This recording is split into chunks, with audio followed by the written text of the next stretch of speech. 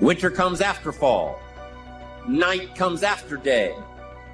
Difficulty follows opportunity.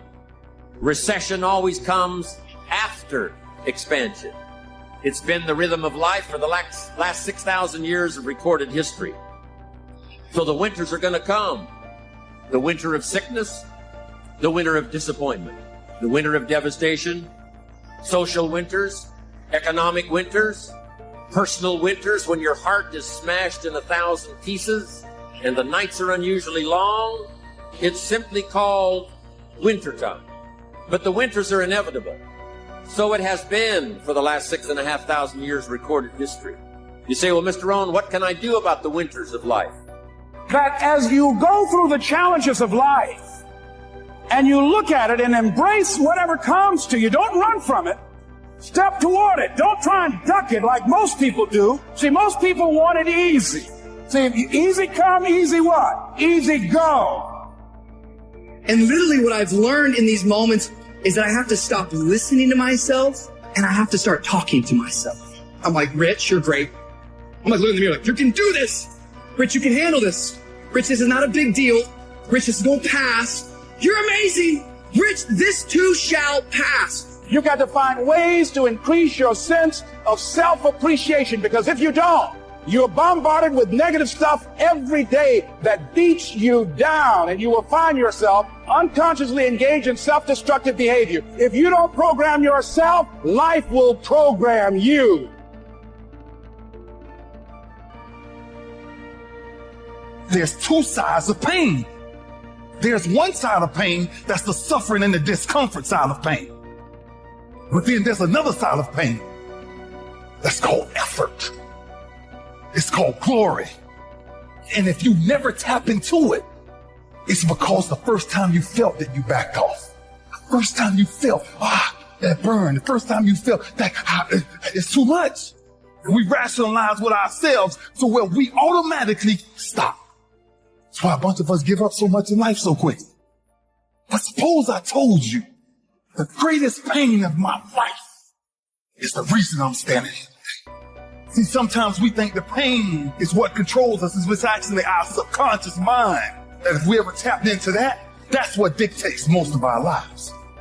You got to get grounded. You got to train your mind to serve you. Just make up your mind. This is not going to control you. You have got to make a declaration. This is what you stand for. You're standing up for your dreams. You're standing up for peace of mind. You're standing up for health. You want it. And you're going to go all out to have it. It's not going to be easy. When you want to change, it's not easy. If it were in fact easy, everybody would do it. But if you're serious, you'll go all out and say, in spite of this, I'm in control here. I'm going to turn this situation around. I'm not going to sit back and moan and cry over what happened and what went wrong and who did what. I'm going to do something about this situation. When God gives you a dream, the dream will always be tested. The pressure in your life right now has a purpose. It's not crushing you. It's pushing what's on the inside of you out. It shows you who you are. It's a dog fight. It hadn't been easy. It's a dog fight. The road hadn't been success. Like it's just a paved road and like E.T. go this way. It's been rough. It's been crooked. It's been hard. But I've made up in my mind that I will get a reward for the pain that I go through. I will not stop in the middle of the process. I will not be defeated. I will not be destroyed. I will take everything that happens in my life and I will allow the pain to push me to greatness. You will not break me. You will not stop me. You will not defeat me. The only way I lose is if I quit. It's going to be a dog fight. I choose to fight back. Life is rough. You can allow it to destroy you, or you can allow it to build you up. Draw the line, ladies and gentlemen, and just say enough is enough. Get out of that narrow-mindedness. Get out of that defeated mentality. Get away from that circle. Get away from those people that don't wish you any good. Get away from those people that don't want you to succeed. Get out of the tent. Get out. Here's what's exciting about the passing of time. It takes you through whatever you're experiencing at the moment. That's what time will do, take you through the winter. Now, how do you handle the winters? Make this little note. You can get better, and you can get stronger, and you can get wiser. There's no winter that you can't overcome. There's no winter that you can't figure out how to survive. You must look out for your enemies. And believe me, we're going to have some. There's going to be political enemies. There's going to be social enemies. There's going to be people that will be envious. They will not be your friends. How you going to show power if you're not up under attack? How you going to show resistance if something's not trying to pull you over? Resist, resist. Stop being neutral and stop being indifferent. Resist. Take a stand and resist. And each battle brings you to another level.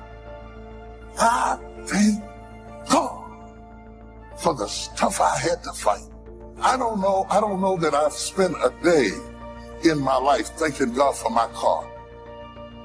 I appreciate the car, but just be walking around the house thanking God, ooh, thank you for the Mercedes, thank you for that, thank you for the Bentley.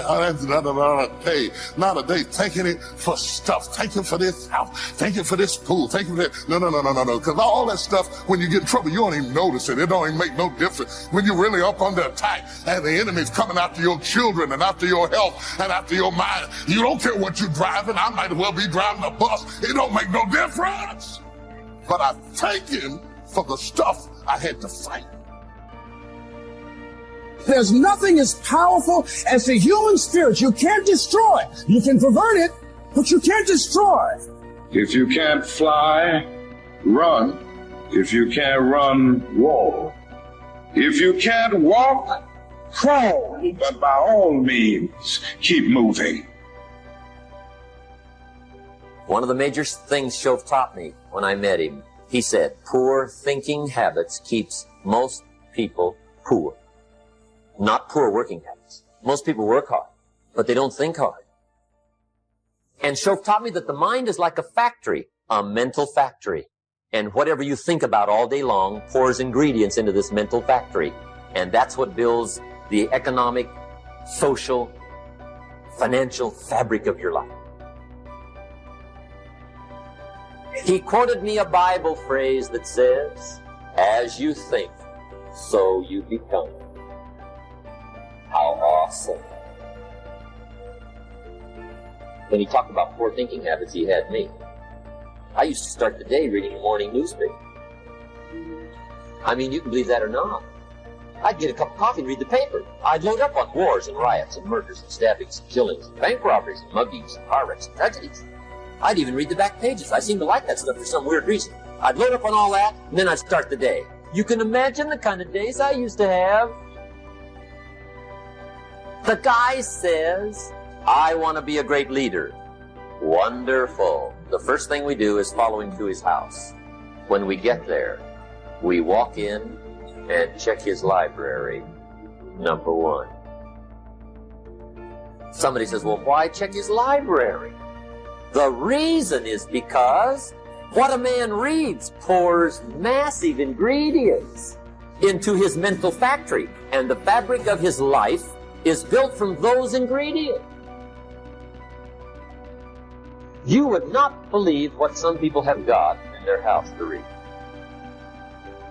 You would not believe it. One of the best dressed up words I know for a lot of it is trash. Can you imagine dumping a barrel of trash into this mental factory every day and coming out with a rich, dynamic, positive life? It can't be done. You might as well try making a cake with cement. The kids back in Danbury, Connecticut, high school, they're asking me questions one day. I'm talking to the kids. Kids got good questions these days. One of them said to me, Mr. Rohn, how do you build the good life? I said, it's simple. It's not easy, but it's simple. Here's how you build anything. Select the right ingredients, keep out the wrong ingredients, and it starts with thought. Everything starts with thought. So you must be wise and careful what you think about, because that starts everything. You got to be wise and careful. I asked the kids, what would happen if somebody dropped sugar in my coffee? They said, will you be okay? I said, what if somebody dropped strychnine in my coffee? They said, well, you'd be dead. I said, correct. Lesson 1. Life is both sugar and strychnine. You gotta be careful. I said, what if my worst enemy drops in the sugar? They said, will you be okay? I said, what if my best friend, even by accident, drops in the strychnine? They said, well, you'd be dead. I said, correct. Lesson 2. Watch your coffee. It's necessary you take responsibility for it, that you make it happen, that you don't give up, that you don't take any objection or disappointment or defeats personally, that you keep on keeping on, that you don't decide that I can't make it because you can't see the light at the end of the tunnel, that you realize that's a part of the program. And here's something you've got to resolve. Say this to yourself every day. See, as long as you're breathing, you got a shot at your dream. That's the way I resolve. Say this, please. It's not over until I win. Not over till I get through. It's not over till I get over. Not over till I get what I want. Door can't open today, look out. I'm going to come back and take the hinges off. You've got to have that kind of courage, that type of determination. If you want to make it happen, it's you. That you've got to take personal responsibility to make it happen. I'm asking you to stand at the door. I'm asking you, whatever threatens you, threaten it back.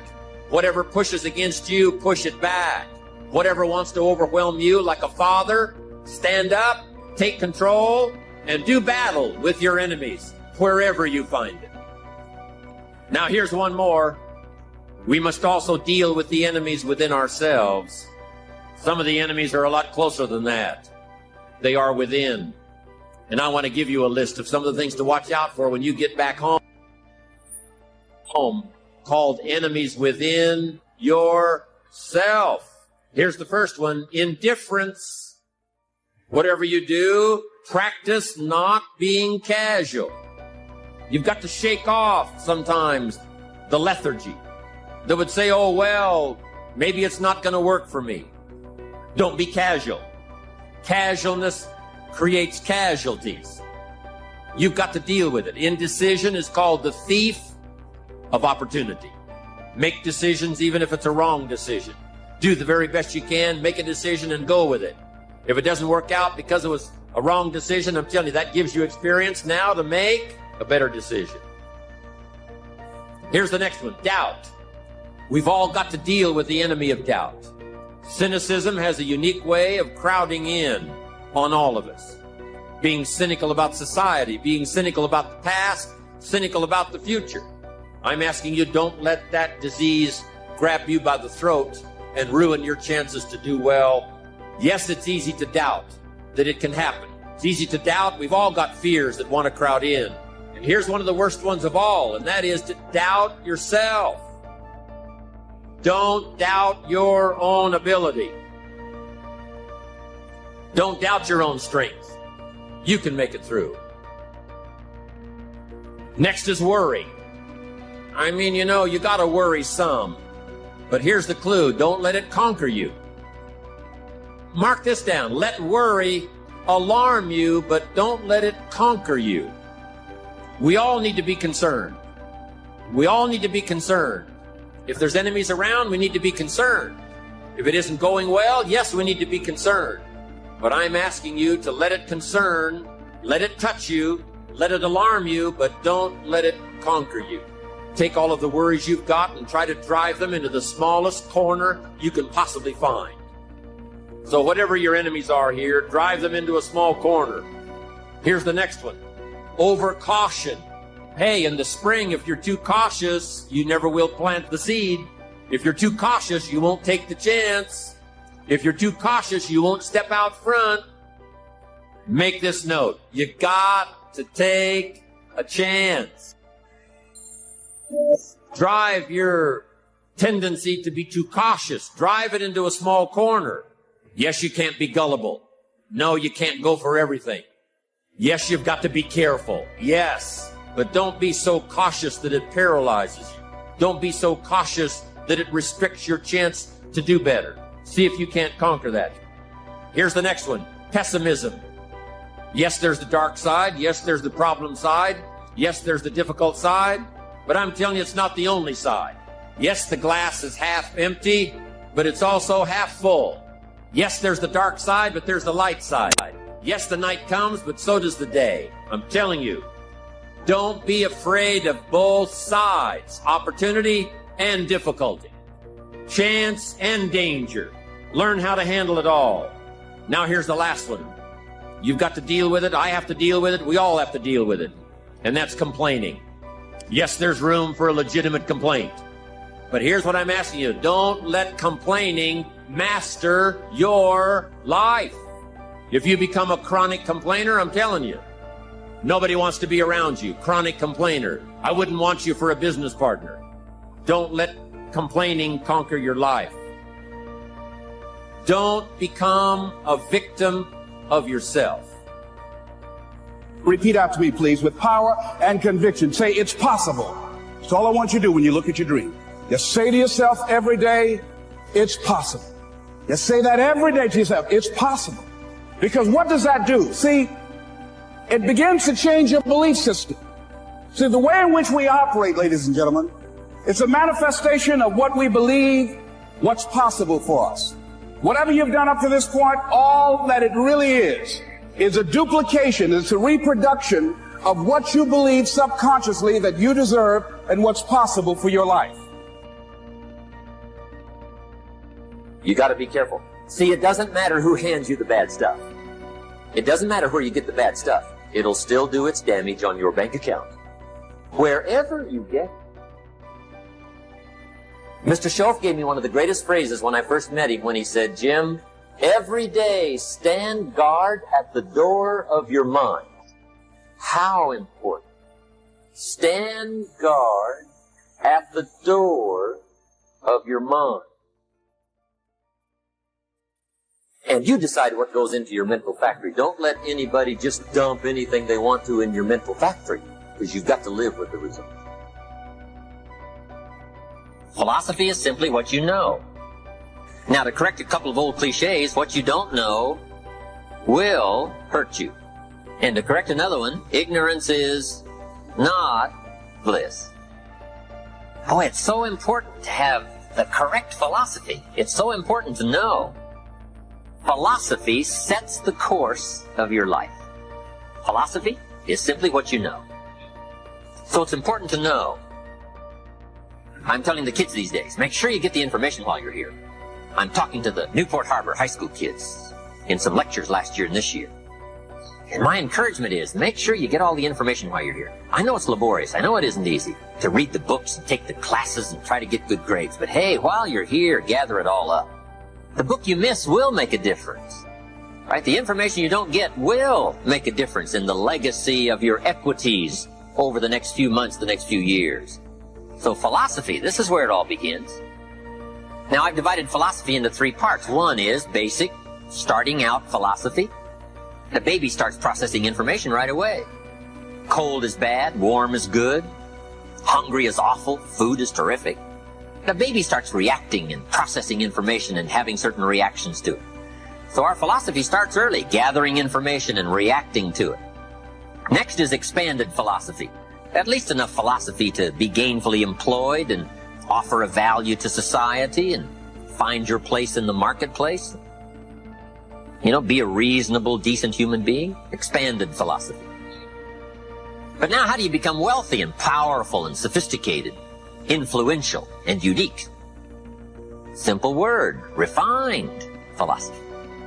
The refinement of philosophy.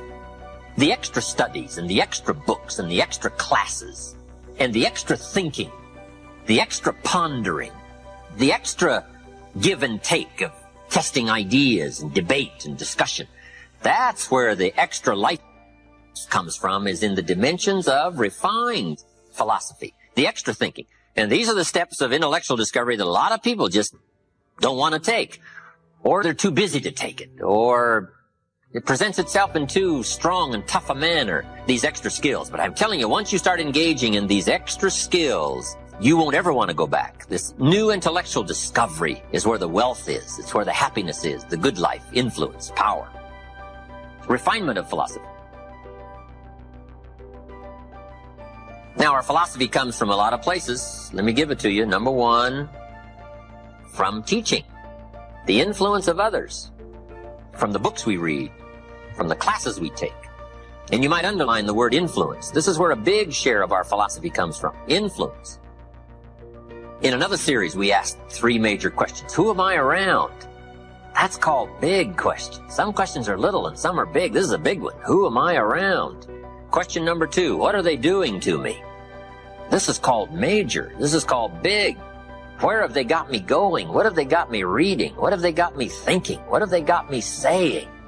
And the big biggie, what have they got me becoming? Influence plays a major role in the development of our philosophy. How we think, how we speak, the formulation of ideas, the things we weigh concerning values. All of this is so important. What we know, the mind, thinking, processing ideas and information. Ideas are simply information taking form.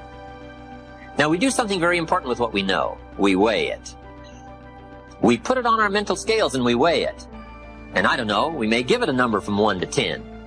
Probably not consciously. But if we hear something and we come into possession of some information and we give it a 10, we'll probably act on it right away. If we give it a 1, we'll probably let it slide. If it's important, we'll do something about it. If we don't think it's important, we'll probably let it go. But it's so important to evaluate. A key word we learn in leadership skill training, perception. Trying to find value in something. Where is the value? How valuable is it? How important is it? Is there something here that I can't see at first glance? Is there something below the surface? Is there something in the inner workings of it? What goes behind it? What goes beyond it? What is its origin? All of these questions that help us come to the perception of value, ideas, evaluating information. Now here's what's important, to have a good set of mental scales. What if in processing information your mental scales were off? And you weighed everything a little wrong? Do you think that would affect your life? The answer is, of course. And all you got to be is a little off for 10 years. And you can imagine what the difference is. I got a key phrase for you. Life accumulates. We either accumulate the debt or the value. We either accumulate the regret or we accumulate the equity. Now, we must all suffer one of 2 pains. The pain of discipline or the pain of regret. And I'm suggesting discipline. Mental discipline to refine ideas. Of course it's laborious and of course it's a push, but it's called small price to pay so that you won't have the regret later on. Regret weighs tons. Discipline weighs ounces. So if you accept the early ounces of discipline of thought to refine ideas and not just let major questions go by, what about society? What about the government? What about taxes? What about religion? What about life? What about capital? What about business? What about society? All of these major questions. What about my life and my value and my place and my future?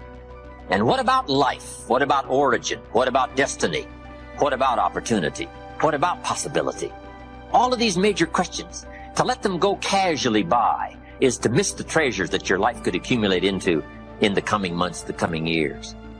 So this is called major. What we ponder and what we think about sets the course of our life. It's like the set of the sail that's taking us somewhere. Let me give you a good question to write down. Where are my thoughts taking me? This is a biggie question. Where are my thoughts taking me? These are some of the things you want to make sure of. You might be able to be casual about some things, but here's some things not to be casual about. My philosophy is taking me somewhere. Big question, where?